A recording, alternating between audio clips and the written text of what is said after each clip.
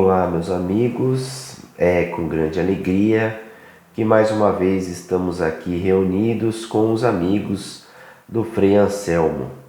E, primeiramente, gostaria de agradecer a oportunidade de estar com vocês mais uma vez para o estudo do livro Caminho, Verdade e Vida, psicografia de Chico Xavier, pelo Espírito Emmanuel.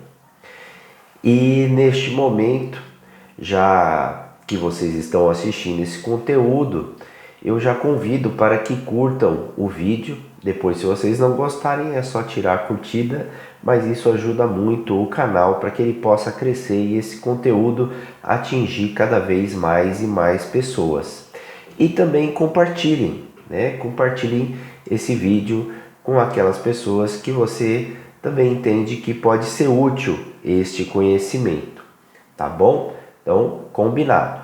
Durante a minha fala, vocês também podem fazer comentários aí abaixo do vídeo, falando sobre o que vocês entenderam, os seus pontos de vista sobre o assunto, aquelas opiniões que vocês têm, o que vocês gostariam de compartilhar de conhecimento, também deixar alguma pergunta que todo mundo que comanda aí no canal e que também participa das discussões pode ir respondendo e esclarecendo as dúvidas ao longo do tempo.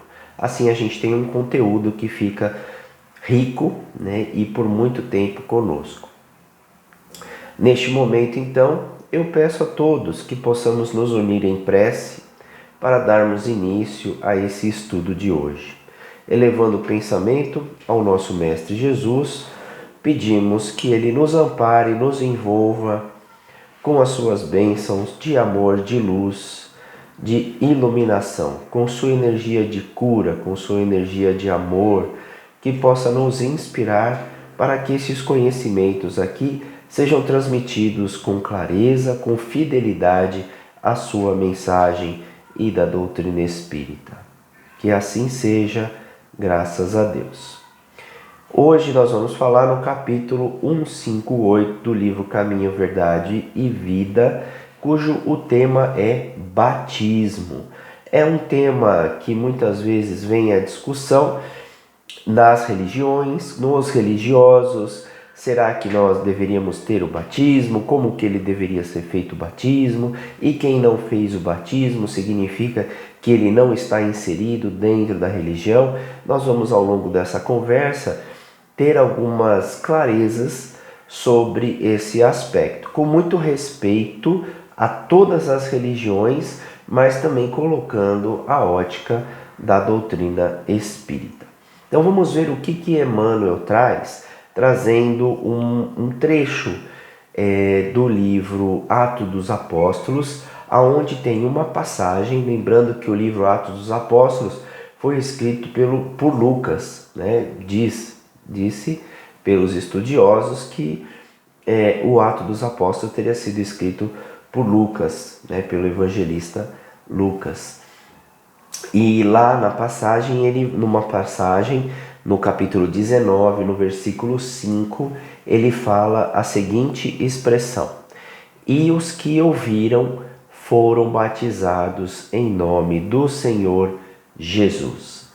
E os que ouviram foram batizados em nome do Senhor Jesus. Então ele estava relatando uma situação onde ocorreu ali o batismo, o início daquelas pessoas dentro de uma doutrina, na doutrina do Cristo.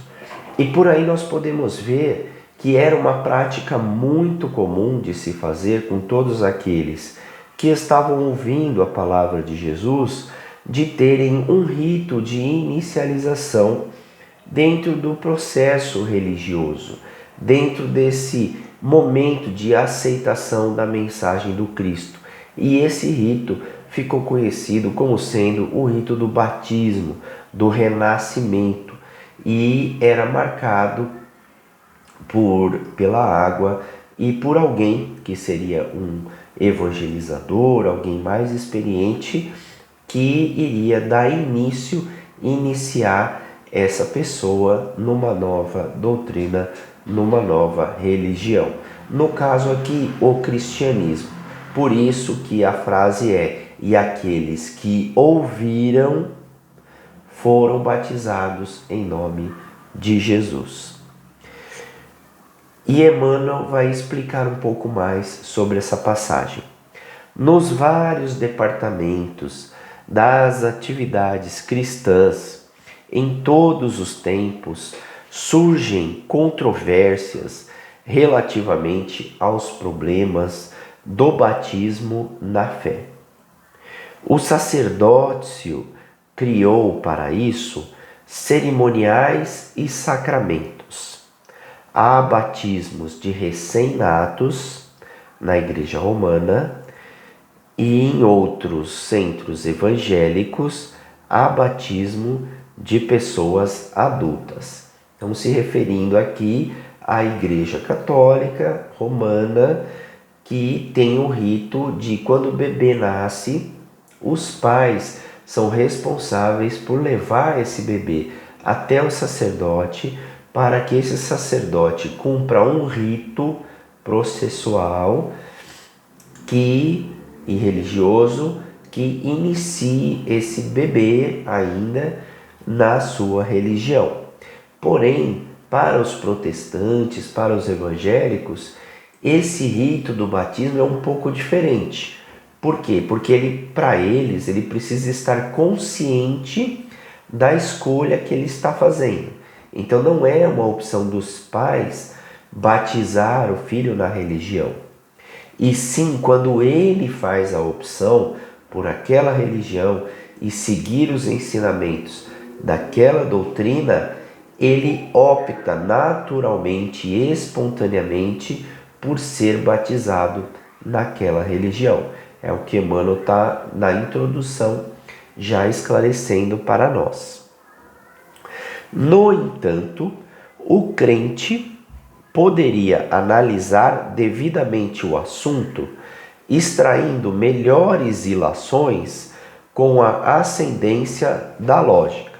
Ele está convidando para que aqueles que creem, tanto no batismo quanto em Jesus Cristo, que busquem uma razão, uma explicação lógica para as questões do batismo.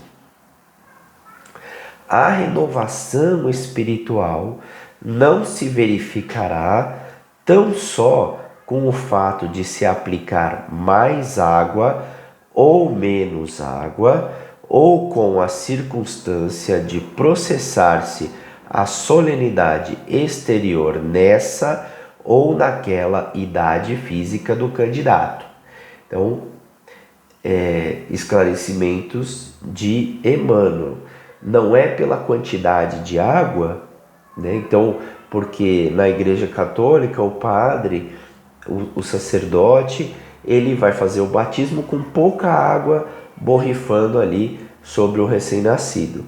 E na religião protestante, os evangélicos, como nós conhecemos, eles já fazem um mergulho da pessoa numa piscina ou numa banheira, né? É a prática comum. E Emmanuel está falando, não é pela quantidade de água que nós vamos definir quem aceitou e quem entrou na nova doutrina. Muito menos se ele é na idade recém-nascido ou na idade já madura. Determinadas cerimônias materiais nesse sentido eram compreensíveis nas épocas recuadas em que foram empregadas. Sabemos que o curso primário na instrução infantil necessita de colaboração de figuras para que a memória da criança atravesse os umbrais do conhecimento. E aqui Emmanuel não está falando de crianças. Emmanuel está falando da sociedade no passado, em épocas recuadas, que isso poderia ser que fizesse algum sentido se nós buscarmos a lógica, tá? O Evangelho, porém, nas suas luzes ocultas, faz imensa claridade sobre a questão do batismo. E agora ele vai dizer e explicar o que o Evangelho fala sobre o que seja o batismo. E os que ouviram foram batizados em nome de Jesus. Isso é o que o Evangelho fala. E os que ouviram foram batizados em nome de Jesus. Aí reside a sublime verdade. A bendita renovação da alma pertence àqueles que ouviram os ensinamentos do Mestre Divino, exercitando-lhes a prática. Muitos recebem notícias do Evangelho todos os dias, mas somente os que ouvem estarão transformados. A proposta de Emmanuel, então, é: aqueles que buscam a lógica vão entender que o que o Evangelho faz não é propiciar o batismo. E, gente, nós já vemos muitas e muitas pessoas que ficam falando assim: poxa, mas você é espírita, mas você não foi batizado. Se você não foi batizado, você tem um problema, porque conforme a doutrina que se acredita lá, aquele que não é batizado é como se ele não tivesse aceitado a mensagem de Jesus, e ele não será salvo. Então existe um medo muito grande nas religiões de que a criatura não seja batizada, porque se ela morrer e ela não for batizada, ela é pagã, e aí ela pode sofrer as consequências e viver no inferno. Mas isso, pela luz da lógica, não é o que o Evangelho está falando. O Evangelho não falou aquele que for batizado na água X, ou no sacerdote Y, ou na religião A ou B. O que o Evangelho diz é aqueles que ouviram a palavra foram batizados em nome de Jesus.